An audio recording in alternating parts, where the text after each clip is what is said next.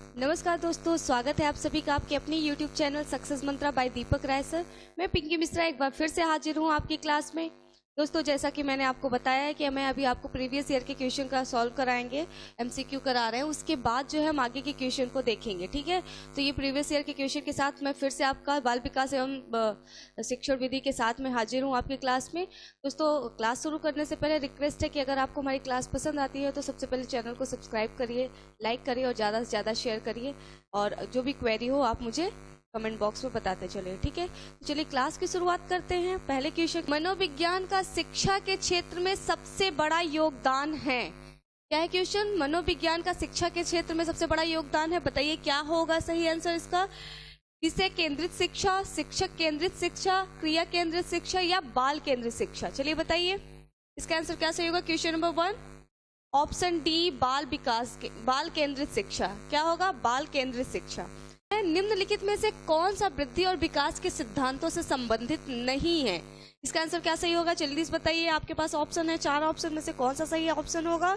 Option B, वर्गीकरण का सिद्धांत। क्या होगा? ऑप्शन बी, वर्गीकरण का सिद्धांत। अगला क्वेश्चन देखते हैं। अगला क्वेश्चन है आपकी स्क्रीन पर। क्या है? कोहलबर्ग। क्या है? कोहलबर्ग के अनुसार किस अवस्था में नैतिकता बाह्य कारकों द्वारा निर्धारित होती है? क्या है क्वेश्चन? कोहलबर्ग के अनुसार किस अवस्था में नैतिकता बाह्य कारकों द्वारा निर्धारित होती है? चलिए इसका आंसर सही से बताइए क्या होगा। पूर्व पारंपरिक अवस्था, पारंपरिक अवस्था, पश्चात पारंपरिक अवस्था या उपरोक्त में से कोई नहीं? इसका सही जवाब बताइए जल्दी से क्या होगा। क्वेश्चन नंबर 3 ऑप्शन ए, पूर्व पारंपरिक अवस्था। क्या होगा? पूर्व पारंपरिक अवस्था। अगले क्वेश्चन के साथ चलते हैं। क्वेश्चन है अगला आपके स्क्रीन पर। क्वेश्चन नंबर 4 क्या है?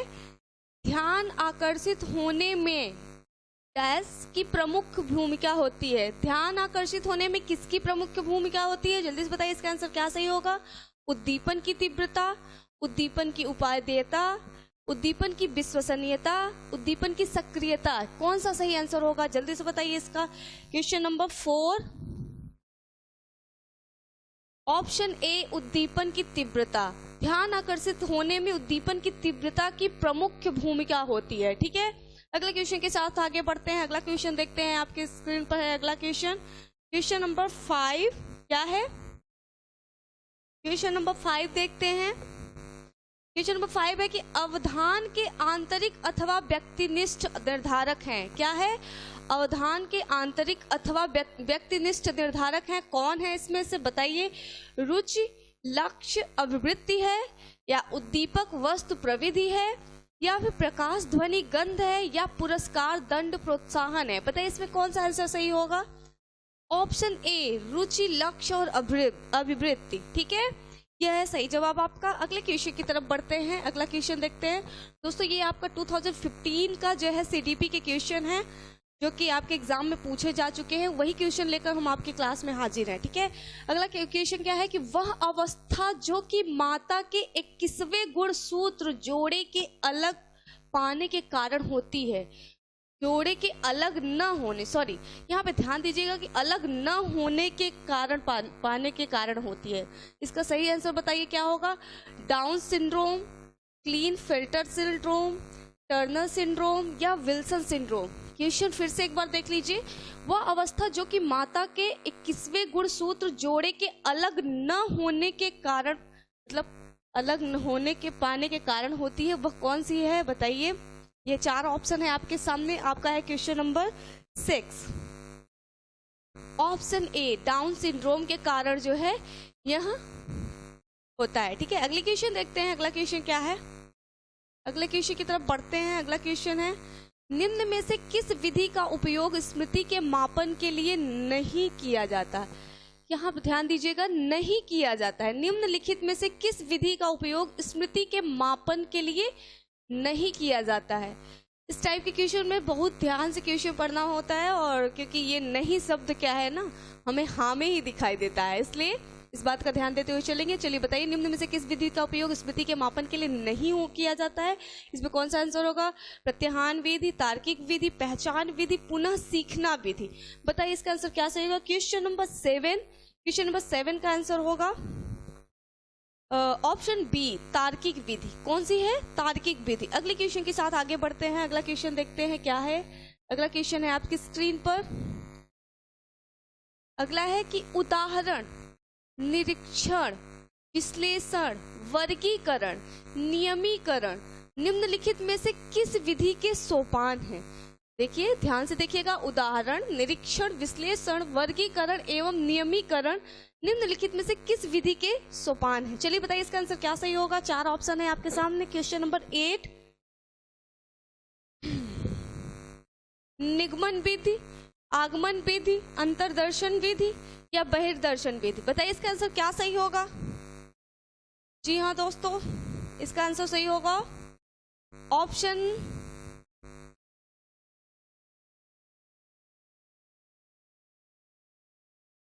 ऑप्शन बी, आगमन विधि। क्या होगा इसका आंसर? आगमन विधि। ऑप्शन बी, आगमन विधि होगा। चलिए देखते हैं अगला क्वेश्चन।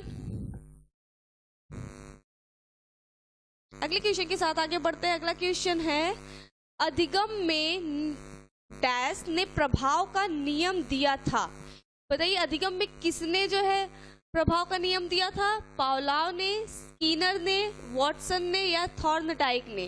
बताइए, बहुत इंपॉर्टेंट क्वेश्चन है। क्वेश्चन है अधिगम में, बहुत ही इंपॉर्टेंट है आपके लिए ये। तो इससे तो बहुत सारे क्वेश्चन पूछे ही जाते हैं। क्वेश्चन नंबर 9 का ये आंसर बताइए क्या होगा कि अधिगम में किसने प्रभाव का नियम दिया था? वो थे थॉर्नडाइक। जी हाँ दोस्तों, इनका ही योगदान है। ठीक है, चलिए देखते हैं अगला क्वेश्चन क्या है। अगले क्वेश्चन की तरफ बढ़ते हैं। Question number 10। क्वेश्चन नंबर 10 है आपकी स्क्रीन पर। क्या है यहाँ कि वह मापनी जिसमें अंतराल मापनी के समस्त गुण के साथ परम शून्य भी हो वो कहलाती हैं। क्या है क्वेश्चन?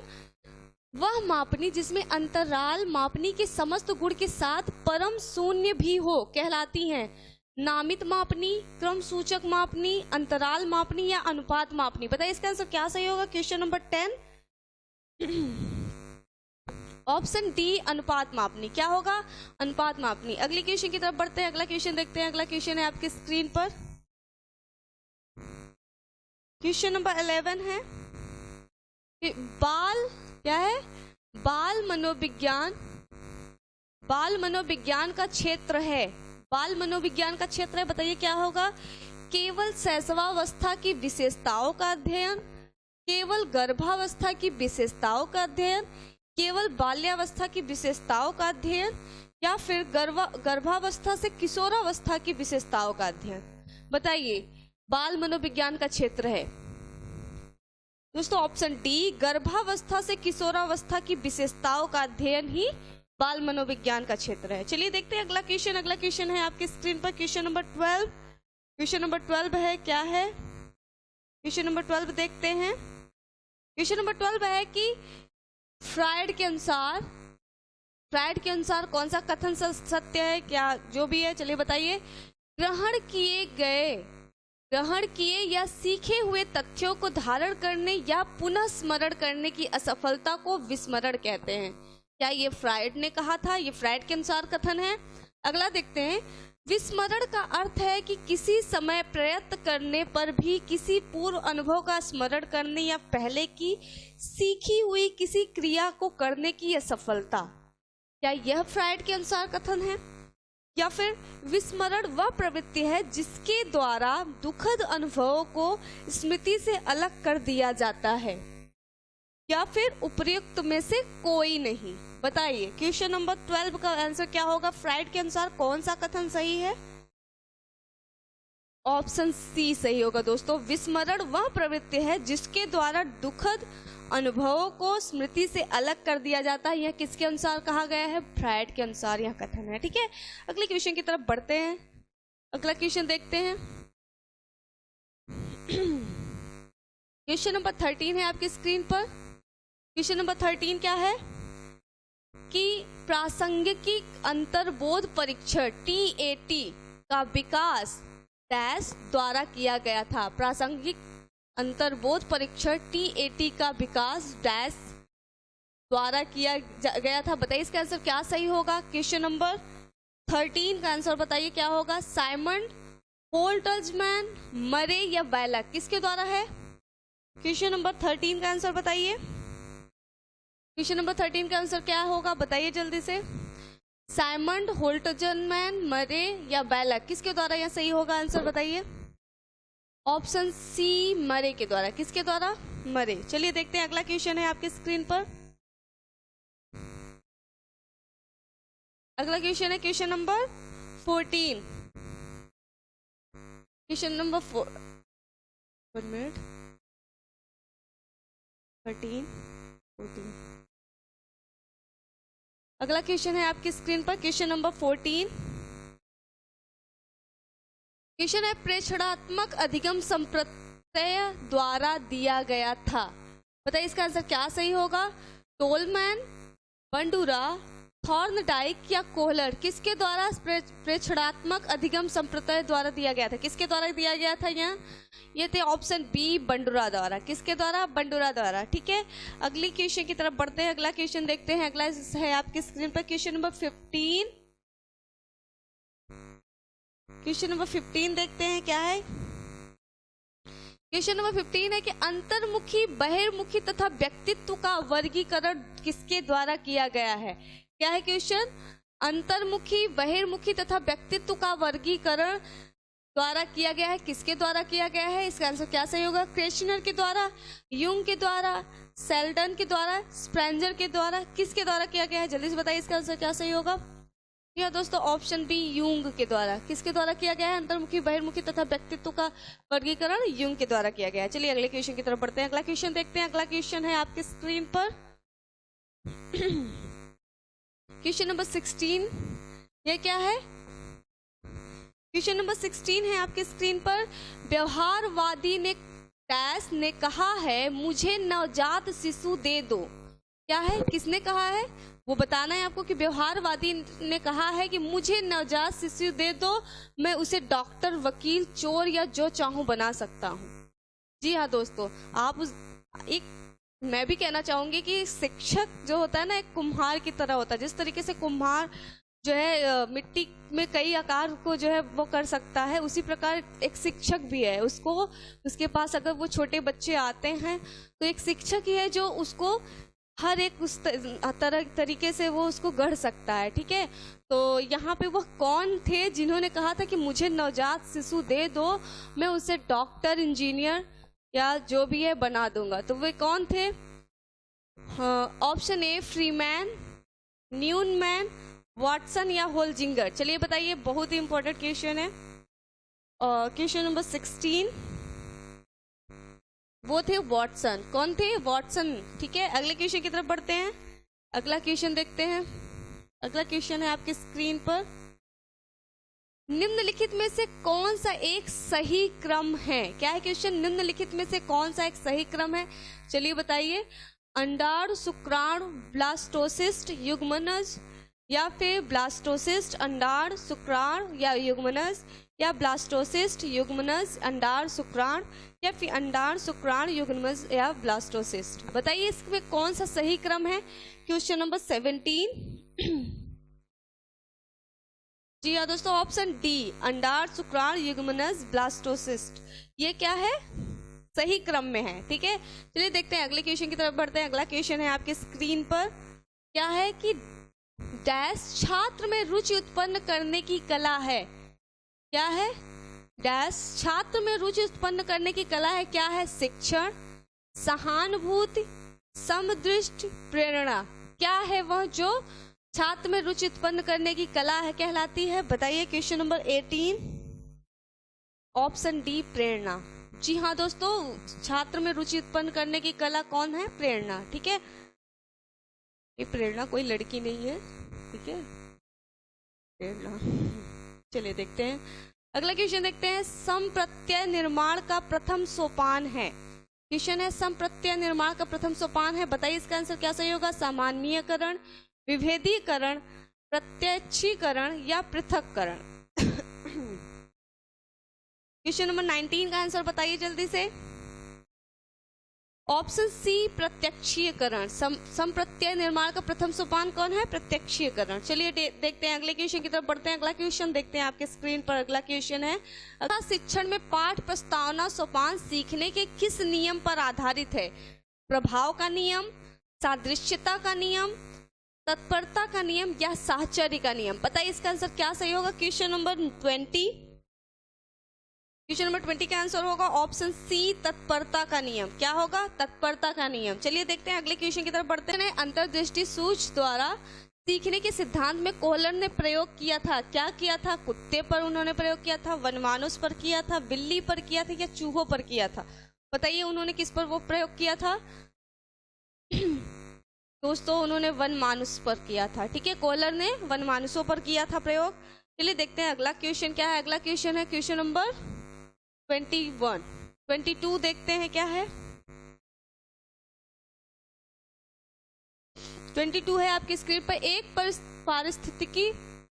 एक परिस्थितिकी में अर्जित ज्ञान का दूसरी परिस्थिति में उपयोग कहलाता है। क्या कहलाता है? सीखने की विधियां, सीखने में स्थानांतरण, सीखने में पठार या सीखने में रुचि? बताइए इसका आंसर क्या सही होगा।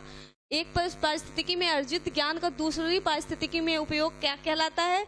वो कहलाता है सीखने में स्थानांतरण। ऑप्शन बी सही जवाब होगा। अगले क्वेश्चन की तरफ बढ़ते हैं। अगला क्वेश्चन देखते हैं। अगला क्वेश्चन है, अनुभव द्वारा व्यवहार में परिवर्तन कहलाता है। क्या है? अनुभव द्वारा व्यवहार में परिवर्तन कहलाता है स्मृति, सीखना, प्रेरणा या चिंतन? क्या कहलाता है? अनुभव द्वारा व्यवहार में परिवर्तन कहलाता है ऑप्शन बी सीखना। जी हाँ बिल्कुल, हम कहीं ना कहीं से जो है गलती के बाद, जैसे कहते हैं ना कि हम कहीं ना कहीं से कुछ न कुछ ज्ञान जरूर प्राप्त करते हैं, उसी प्रकार ये है कि अनुभव द्वारा व्यवहार में परिवर्तन हमारा क्या कहलाता है? सीखना। ठीक है, चलिए देखते हैं अगले क्वेश्चन की तरफ बढ़ते हैं। ये क्या था क्वेश्चन नंबर? शिशु का अधिकांश व्यवहार आधारित होता है। शिशु का अधिकांश व्यवहार आधारित होता है मूल प्रवृत्ति पर, नैतिकता पर, वास्तविकता पर, ध्यान पर। शिशु का अधिकांश व्यवहार आधारित है। बताइए इसका आंसर क्या सही होगा।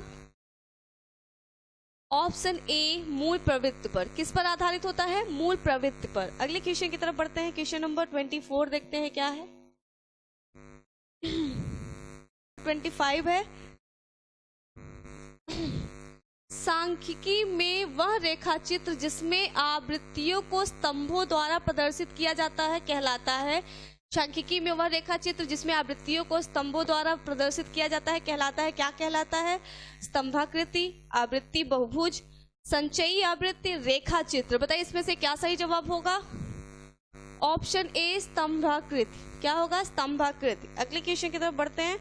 दोस्तों अगले क्वेश्चन की तरफ बढ़ने से पहले हम जानकारी बताना चाहेंगे कि दोस्तों अगर आप घर बैठे जो है यूपी स्टेट की किसी भी गवर्नमेंट जॉब की तैयारी कर रहे हैं तो आप अभी इसी वक्त अनअकैडमी ऐप डाउनलोड कर सकते हैं। ठीक है, वहाँ पे बहुत ही कम फीस में आपको किसी भी एग्जाम की प्रिपरेशन कराई जा रही है, वो चाहे यूपी SSC हो, यूपीपीएससी हो, यूपीएसआई हो, किसी भी गवर्नमेंट जॉब की आप तैयारी कर रहे हैं जो कि यूपी स्टेट की है।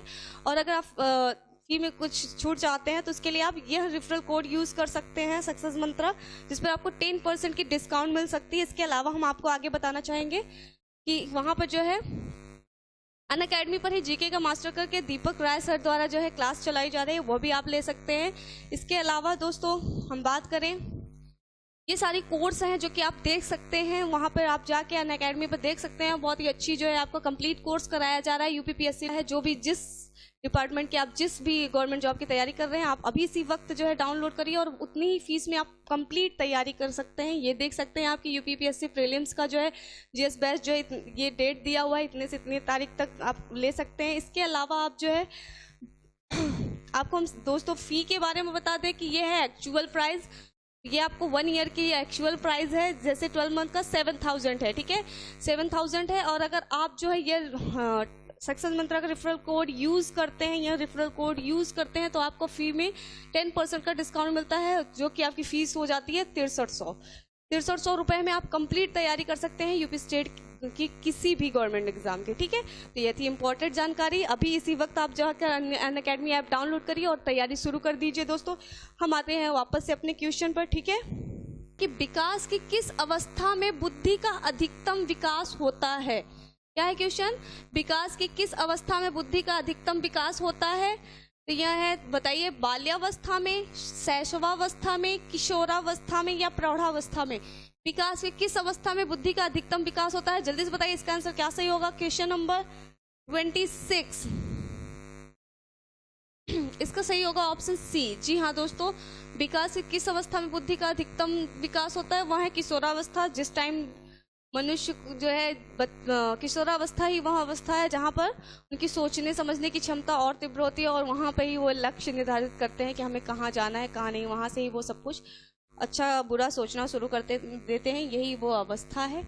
चलिए देखते हैं, अगले क्वेश्चन की तरफ बढ़ते हैं। अगला क्वेश्चन है क्वेश्चन नंबर 27। ध्यान को केंद्रित करने की आंतरिक दशा है। क्या है क्वेश्चन? ध्यान को केंद्रित करने की आंतरिक दशा है। बताइए इसका आंसर क्या सही होगा। अवधि, नवीनतम, रुचि, आकार। बताइए ध्यान को केंद्रित करने वाली अवस्था क्या है? क्वेश्चन नंबर 27 का आंसर क्या होगा? बताइए। ऑप्शन सी, रुचि। क्या है? रुचि। ठीक है, अगले क्वेश्चन की तरफ बढ़ते हैं। अगला क्वेश्चन देखते हैं।